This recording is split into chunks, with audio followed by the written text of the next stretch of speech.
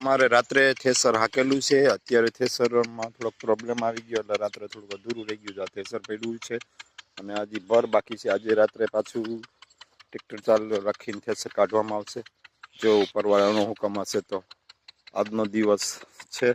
પછી તો ભાઈ વરસાદ આવી જાય તો પછી ખેડૂતનો માલ બગડી જાય છે. હજી જો અમે આ થેસર અહીં ઊભું છે અને આ સારો છે અને અમે મગફળી ડાયરેક્ટ ગોડાઉનમાં જ નાખી દીધી છે, એટલે કોઈ પલળવાનો પ્રશ્ન જ નથી રહેતો. પણ અમારા મિની ટ્રેક્ટર છે, મિની ટ્રેક્ટર ભર હારે છે.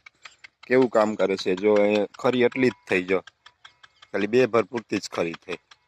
એટલે આમાં ખેડૂતને ટ્રેક્ટર હોય ખુદનું તો ફાયદો થાય કે ખરી નાની રહી અને બીજું ટાઈમ ટુ ટાઈમ કામ થાય. જે બીજા ઉપર આધાર રાખીને આપણે કામ કરીએ છીએ એમાં કામ બગડે છે. હજી આટલા ભર રાત્રે કાઢવાના છે તો શું કરવું. અમારે જો આ રાહિલ છોકરો આવ્યો છે, સુપરવિઝન કરે છે. હું રાહિલ શું કરવા આવ્યો અત્યારમાં?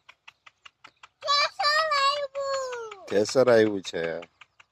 ક્યારે આવ્યું?